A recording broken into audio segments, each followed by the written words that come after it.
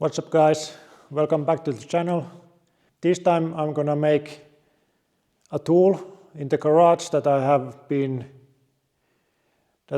thinking for years, and now that I have started working with the Volvo, I suddenly have a need for this tool, so it gives you motivation to actually do it.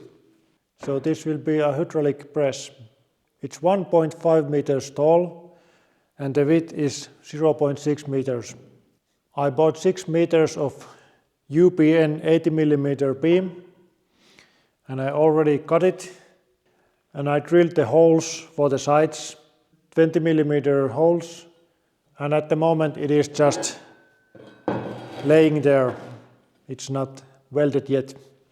And the idea started with this. This is 10-ton hydraulic cylinder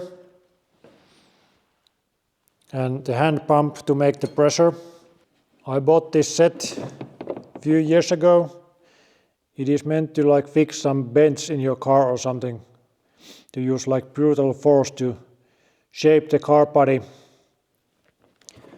There is also a 4-ton a splitter head and different kind of heads for the cylinder, and also the extensions that you can also use with the press. I know that the 10-ton is not much, but I bet it is very useful for many things. In the up there's gonna be 2 of these beams like this, one in the other side, and the cylinder is going to be in the middle.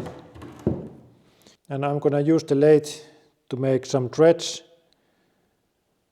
And there's gonna be thick steel plate where the threads are gonna be welded.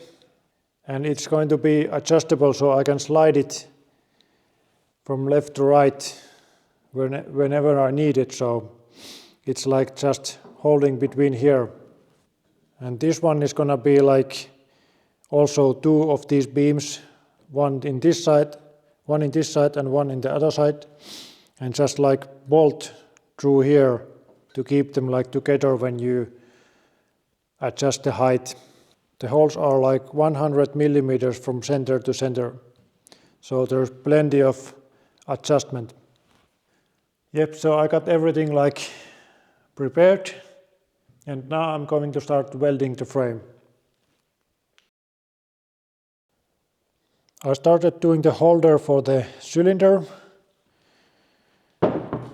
and the first thing was to make threads, and I made this with my lathe.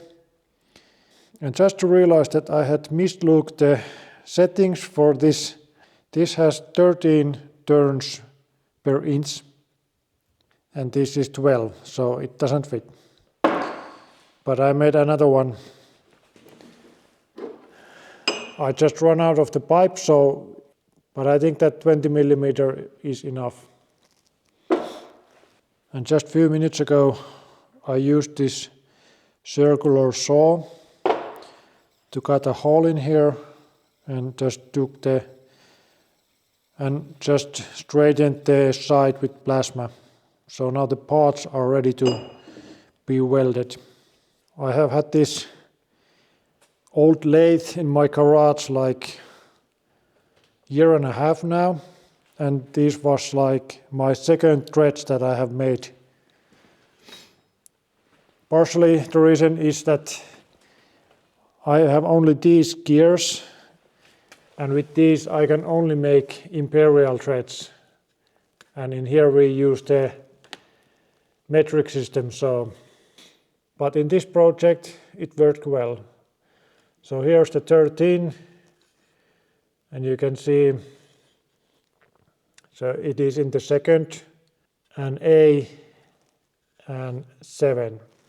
And I mislooked the table and I had this on the 6, so that's why the first one had 12 threads per inch. And here we have the final product. Nice and shiny, new paint. Before paint I welded the legs under the frame and I measure it so you can put the pallet jack underneath and move it inside the garage, because I figured that it is going to be quite heavy after it is all assembled and done. So you can move it by yourself, but it is much easier with the pallet fork. And I also made the cylinder bracket. I just welded the threads to this 20mm flat steel and drilled a few holes. There are actually two smaller flat steel above, and there's like long bolts with nylock nuts. So it is not compressed tightly. You can actually move it like this, but it's staying there by its own, so that's quite handy. And after every part was done, I just sprayed it with spray can. But I actually used primer, so point for effort. But now you can actually touch it without having your hands dirty, so that was the main goal. The pump actually needed to be like this, so it is working. So it is a little funny that you have to like pump it like upwards. So that's not the optimal, but it doesn't work in the other way. And this cylinder has a spring inside, so you just loosen the pressure and it is moving up by itself, so you don't need any external springs. So that's a nice feature. And I actually tested this.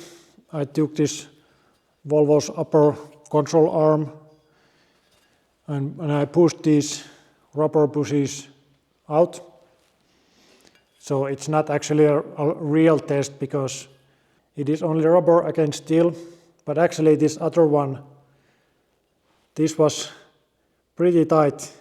The rubber itself breaks down. There's still part. There is still rubber in this sleeve. The other side was much nicer. It came off pretty nicely. This is actually pretty nice. You use this to press. You don't actually press with this, at least with the extensors, because this has already been stuck inside. It is only pressed fit here, so you should use these.